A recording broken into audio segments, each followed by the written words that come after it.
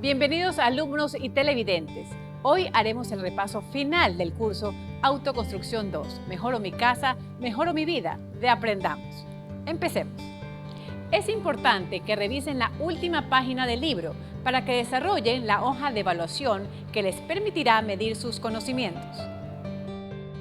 Empezamos con los principios básicos de la sismoresistencia, teniendo en cuenta que los movimientos repentinos y fuertes de la tierra pueden afectar la estructura de nuestra casa. ¿Cuáles son los procedimientos técnicos para lograr construcciones seguras? ¿Qué tipo de materiales debemos usar? Recordemos.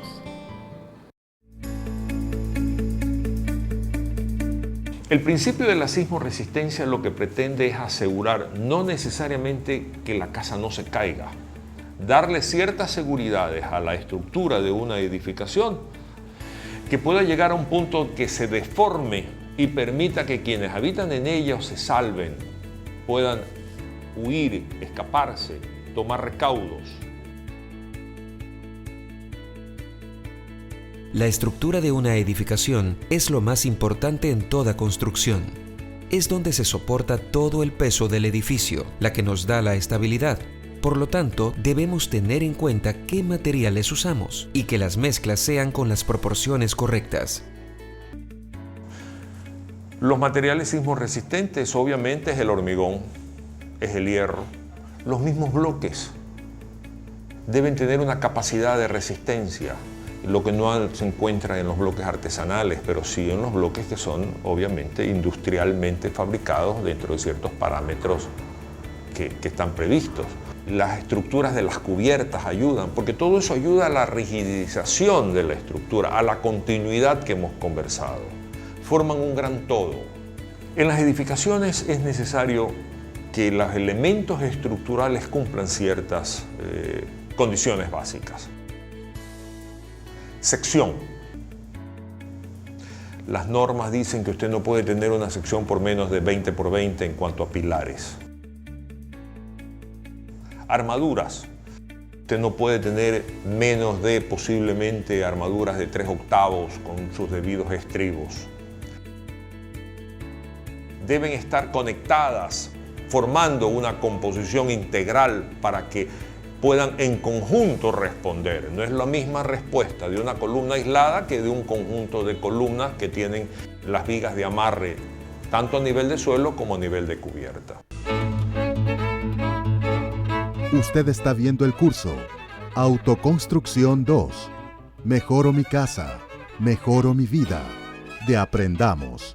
Iniciativa de la muy ilustre Municipalidad de Guayaquil, en alianza con canales de televisión de señal abierta, Universidad Casagrande y Fundación Ecuador, como una contribución para el bienestar de la familia ecuatoriana. Aprendamos, primer programa de educación por televisión en el Ecuador. Ante un sismo, muchas personas pierden el control y buscan refugio en lugares poco recomendables. No espere que ocurra tal situación para adoptar medidas de prevención. Recordemos lo aprendido.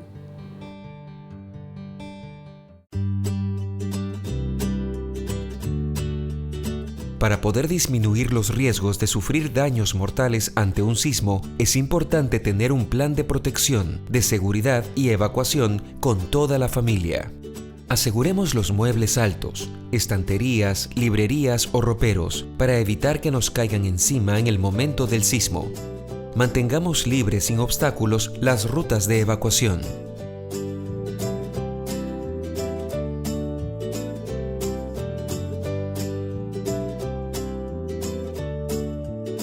Durante un terremoto, el mantener la calma le salvará la vida. Muchos sufren heridas a consecuencia de cortaduras por cristales, caída de objetos, aglomeración de personas en escaleras. Una forma es ubicarse en lugares seguros previamente establecidos. De no lograrlo, debe refugiarse bajo mesas sólidas, pupitres o escritorios alejados de ventanas u objetos que puedan caer. Colocarse en el piso con las rodillas juntas y la espalda hacia estructuras como pilares o puertas, protegiéndose la cabeza con sus brazos y manos.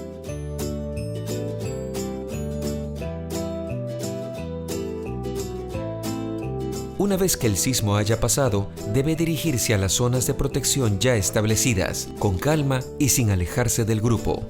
Evitar tocar cables de energía eléctrica que estén en el suelo. El uso de su teléfono debe ser para casos de emergencia y sintonizar la radio para conocer las medidas de emergencia adoptadas. Maleta de supervivencia. ¿Qué debe tener esta reserva? Un botiquín de primeros auxilios con elementos básicos para atender accidentes menores como tijeras, esparadrapo, gasa, algodón, alcohol y vendas. Además, elementos de higiene personal, papel higiénico, jabón, cepillo, pasta dental, entre otros. En este caso, el agua es un recurso esencial. Una persona al día debe tener como mínimo 1 galón, la mitad para beber y el resto para las comidas e higiene personal. Los alimentos enlatados no perecibles como frutos secos y granos son los que se recomiendan por su larga duración. Las raciones para cada persona deben durar como mínimo 3 días. Usted elige lo que vaya de acuerdo a sus necesidades. En una maleta o mochila es importante que guarde un sobre con copias de los documentos personales, cobijas para el frío, una linterna, fósforos y velas. Este objeto debe estar ubicado en una zona accesible de la casa y a la vista de todos, para que puedan trasladarla en caso de que la familia deba abandonar su vivienda. Finalmente, será muy útil el uso de una pequeña radio a pilas para que puedan estar informados.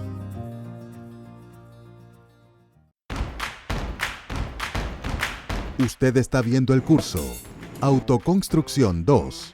Mejoro mi casa, mejoro mi vida, de Aprendamos.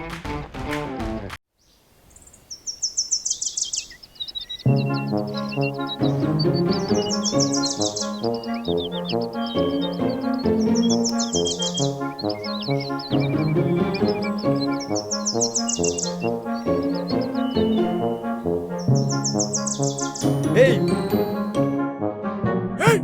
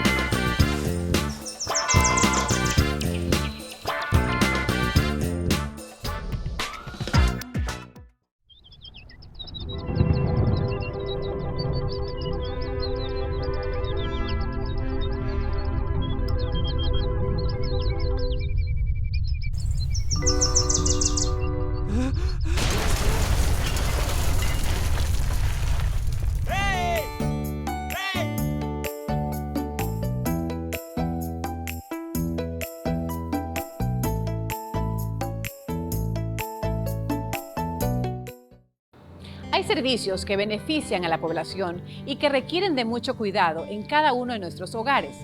¿Qué hacen ustedes al respecto? Reforcemos nuestros conocimientos técnicos en relación al sistema de agua potable, la evacuación de las aguas servidas y el suministro de energía eléctrica. Agua potable. El agua potable para Guayaquil procede de la estación La Toma, kilómetro 26 vía Daule. El agua del río pasa por estas rejillas donde se filtra por primera vez. De aquí va a otras instalaciones a 100 metros de altura para darle presión. En este lugar, las impurezas son convertidas en sedimentos con la ayuda del sulfato de aluminio. El agua es clarificada en piscinas y luego es desinfectada. Los procesos de limpieza y potabilización acaban cuando se agrega cloro al agua y se nivela su acidez. Como vimos, potabilizar el agua es un proceso complejo y costoso. Entra a nuestra casa limpia y sale sucia y contaminada hacia la red de alcantarillado. Redes de alcantarillado. Las redes de alcantarillado funcionan por gravedad. Una vez que las aguas servidas salen de nuestros hogares, entran en el ramal de la acera y llegan a los colectores. En ciertos niveles son necesarias las estaciones de bombeo, un sistema diseñado para impulsar las aguas y llevarlas hasta las lagunas de oxidación.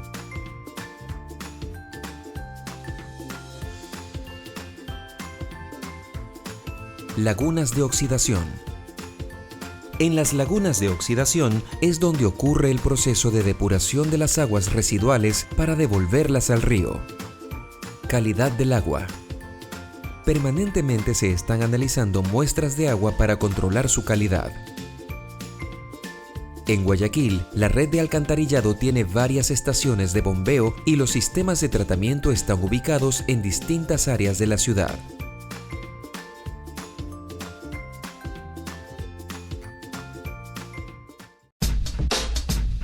Hace más de 2500 años se descubrió la energía estática, cuando se frotó un paño contra una piedra y algunos objetos pequeños fueron atraídos por esta piedra como un imán. En 1752, Benjamin Franklin llevó a cabo su famoso experimento con la cometa. Haciéndola volar un día de tormenta, confirmó que las nubes están cargadas de electricidad y los rayos son descargas eléctricas. Gracias a los desarrollos de Tesla en 1893, se construyó la primera central hidroeléctrica en las cataratas del Niágara.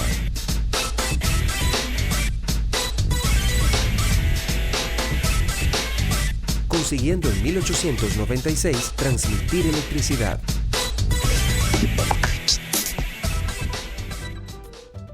Las mayores fuentes de energía que utiliza en nuestro país son las hidroeléctricas.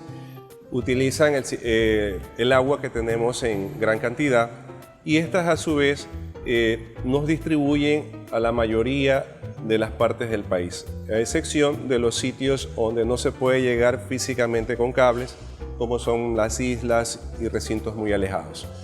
Las hidroeléctricas en sí son la base energética de nuestro país porque son las que mayormente están generando energía eléctrica. Para que esta energía llegue a nuestras casas, debe ser transportada mediante kilómetros de cables.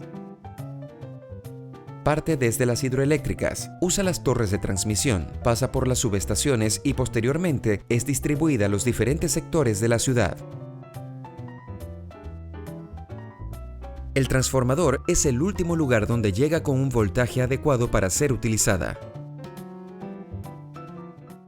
Les recomiendo buscar apoyo en su libro desde la página 82 hasta la página 116. Allí encontrará información referente a instalaciones domiciliarias, un tema que revisaremos juntos una vez más. Aprendamos, una oportunidad para superarnos. Autoconstrucción 2. Mejoro mi casa, mejoro mi vida. Para aclarar sus dudas sobre temas del curso, usted puede llamarnos al teléfono que tiene en pantalla. Puede escribirnos al correo electrónico que también aparece en pantalla o dirigirse personalmente al Centro Tutorial, Avenida San Jorge, número 100, Ciudadela Kennedy, Guayaquil. Aprendamos, una oportunidad para superarnos. Primer programa de educación por televisión del Ecuador. En cada uno de los capítulos, la información brindada por los especialistas ha sido un apoyo fundamental para que ustedes puedan llevar a cabo procesos de construcción de forma organizada y correcta. Cuando ya tenemos una casa con instalaciones seguras, pasamos a otra fase importante, la decoración. ¿Cómo aprovechar los espacios para crear un ambiente de armonía? Katy Vera nos compartirá nuevamente algunos consejos.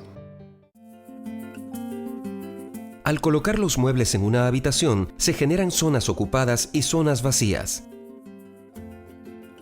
Esto ocurre porque cada objeto, así como ocupa un lugar, también genera un espacio libre alrededor de él, generalmente de 60 centímetros. En decoración, el espacio vacío sirve tanto al equilibrio del diseño como a la comodidad en el tránsito y uso del espacio. Antes de colocar una cortina, se debe considerar el propósito que tiene y el tamaño de la ventana. En el mercado existen diferentes tipos. La más común es la de tela, ya que resulta más económica. En habitaciones con pocas horas de sol directo, es conveniente una cortina ligera y traslúcida, que permita el paso de luz, pero que ofrezca intimidad. En habitaciones expuestas a mucha luz solar se requieren cortinas más gruesas que eviten el excesivo calor y el desgaste de los muebles producido por los rayos solares. Una combinación interesante es utilizar una cortina liviana detrás de otra con más cuerpo. Así podremos usarla dependiendo de la necesidad de oscuridad o luz, pero siempre resguardando la privacidad.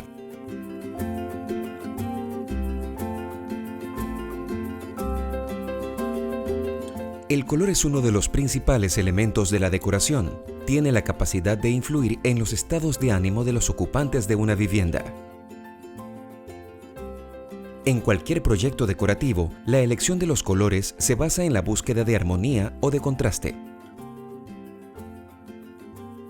Existe armonía cuando la integración de todos los colores produce una sensación grata a la vista, lo que nos proyecta equilibrio y serenidad.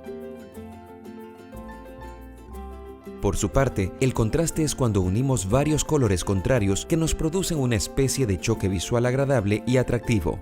Pero hay que tener cuidado, una oposición demasiado violenta entre dos o más colores puede producir desarmonía. Por supuesto, aquí no le viene bien ahorrar un poco de dinero y descubrir habilidades.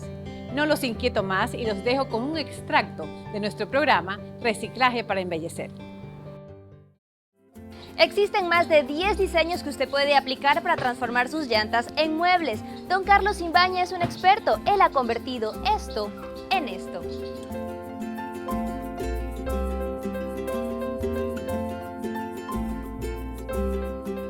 El proceso para elaborar el mueble es sencillo. Debemos colocar las dos llantas del mismo tamaño una encima de la otra. Con un taladro haremos varios orificios en el interior de las llantas. En cada hueco debemos colocar un remache.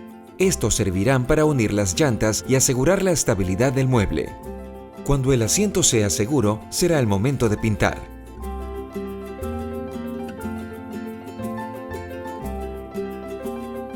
Sí, estamos dando por terminado este mueble en forma de puff, dándole un color blanco, pero podemos ser más creativos, ponerle otros colores para que se vea bien bonito el mueble. Así es, se ve muy bonito. Y además, si usted quiere hacerlo más elaborado, puede ponerle una llanta como respaldar a su mueble y ponerlos en el interior o en el exterior de su casa. Muchísimas gracias, don Carlos.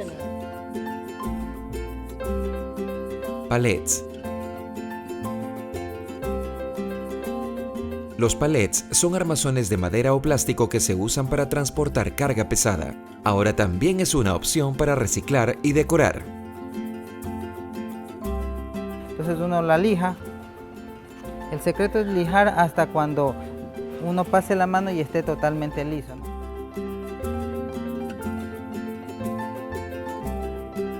Cogemos y empezamos ya a ubicar las partes que vamos a entornillar.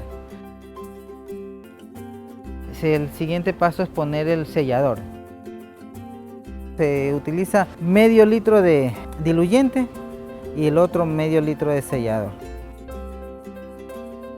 Allí procedemos a lo que ya es el barnizado.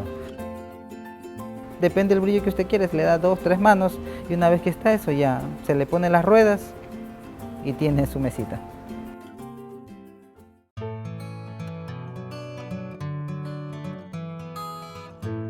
Ordenanza, artículo 92, macetas ornamentales. Las macetas ornamentales que estén debidamente cuidadas y que no obstruyan el paso peatonal pueden permanecer situadas en las veredas mientras cumplan tales requisitos. Los establecimientos comerciales en cuyo frente se hayan instalado macetas ornamentales tienen la obligación de cuidarlos, evitando su mal aspecto y manteniendo en todo caso la higiene y cuidado.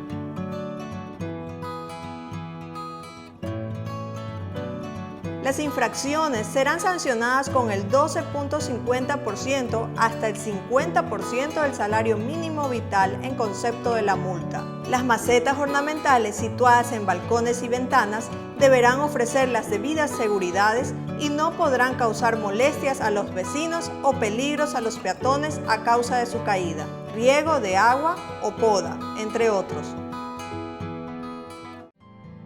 Siempre que ejecute obras de construcción, infórmese de los trámites sugeridos por las entidades locales, en este caso, el municipio de Guayaquil. Veamos junto a Fabricio Mantilla otro proceso a seguir con los residuos de madera, cemento, arena y materiales usados durante los trabajos. Restos de construcción. Para colocar de manera adecuada los restos de construcción, se deben clasificar en dos grupos: aquellos excedentes que pueden ser donados y los desechos que ya no prestan ninguna utilidad. Fundación Hogar de Cristo es una entidad no gubernamental que entre sus proyectos tiene uno denominado Banco de Materiales. Este da facilidades para la obtención de materiales de construcción y muebles para el hogar a las familias que lo soliciten. Veamos de qué se trata.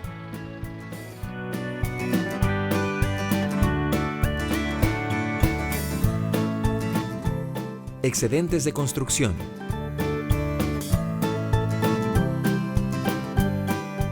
Los propietarios de construcciones o las empresas contribuyen al mejoramiento del hábitat de la comunidad por medio de las donaciones de estos materiales, que son tratados, reutilizados y vendidos a bajos costos. Se trata de un proyecto autosustentable. Las donaciones que nosotros recibimos son de todo tipo: sillas, escritorios, mesas, mamparas, cemento, pallets. Para poder donar los excedentes de una construcción, el propietario o dueño de la empresa debe contactarse con la Fundación Hogar de Cristo. Luego, un inspector de la fundación visita la obra y verifica si el material a donar está en condiciones óptimas para ser usado.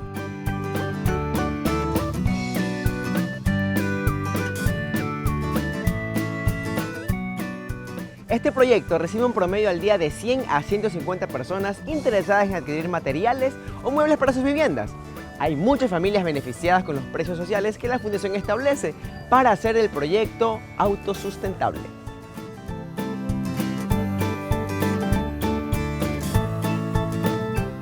Desechos de construcción.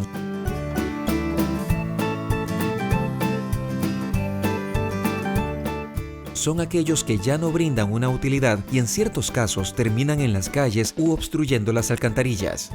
Por años, mucho de este material ha terminado en ríos, riberas o esteros que solo afectan el entorno. Se coordina para que sea evacuado y puesto dentro de nuestro proyecto de centro de acopio de desechos sólidos. Es decir, el centro de acopio que la municipalidad tiene para ir allí a desalojar o disponer de los materiales que son productos de una construcción o de las excavaciones que uno realiza en una construcción, pero no pueden ser desalojados o puestos en cualquier lugar de la ciudad que no sea autorizado por la municipalidad.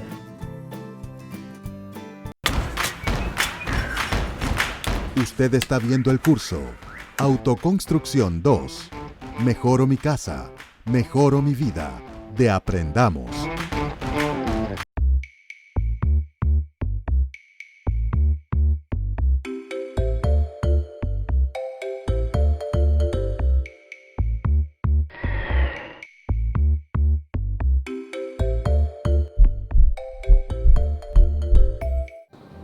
Es momento de poner en práctica iniciativas que beneficien a nuestra familia, a nuestro barrio y a nuestra ciudad. Plantar un árbol y crear un huerto son dos actividades que aportan al crecimiento de áreas verdes y mejoran nuestra calidad de vida. Si no pudo ver el capítulo dedicado a este tema, ahora tiene una nueva oportunidad. Mucha atención. ¿Sabían ustedes que Guayaquil es una ciudad con barrios y calles que tienen nombres de árboles? Por poner un ejemplo, los almendros, las acacias, el guasmo, guayacanes y ceibos. En fin, una larga lista de diversas especies que podemos cuidar siempre y cuando crezcan en espacios adecuados.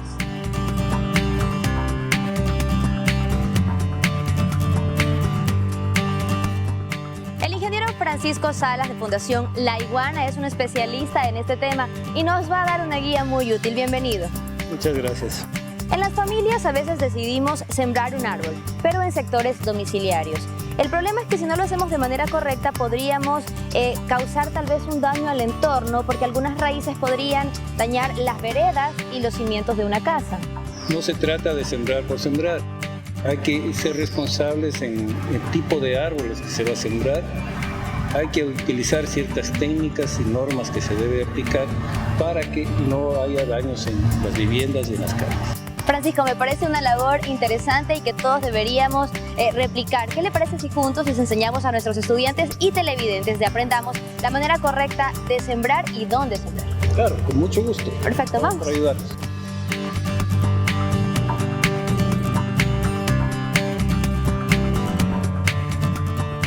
Para sembrar un árbol, en primer lugar debemos de tener un espacio suficientemente amplio, dependiendo de la especie que vayamos a sembrar. Supongamos un árbol de mango. Lo tenemos aproximadamente de 1 metro de alto, con una maceta o una funda que tiene su pan de tierra, aproximadamente de 20 de alto por 20 de ancho. Entonces debemos de hacer un hoyo en el piso, en el centro del lugar donde vamos a sembrarlo, del doble del tamaño de la maceta. O sea, si es de 20 de ancho, son 40 de ancho que debe tener el hoyo y 40 de profundidad. ¿Para qué? Porque simplemente cuando lo vayamos a sembrar, la parte baja, la parte del fondo del hoyo tiene que estar flojo, suelto. Entonces, luego de eso nosotros abrimos la funda y lo ponemos en el fondo del hoyo. Pero si se encuentra el cuello de la planta muy hondo, debemos rellenar con más tierra para que el cuello de la planta quede a ras del suelo. El rato que este se queda a ras del suelo, es importante comenzar a rellenar con tierra. Y si tenemos materia orgánica, debemos de rellenarlo con materia orgánica. Luego de eso tenemos que pisarlo muy bien para que quede firme. Pisarlo bien porque saben quedar unas bolsas de aire dentro de la tierra y esas bolsas de aire se contaminan de hongos y se pudren las raíces y por ende el árbol va a morir o se va a enfermar. Entonces debemos de pisarlo muy bien. Luego de eso debemos de echarle bastante o abundante agua y ahí queda sembrado.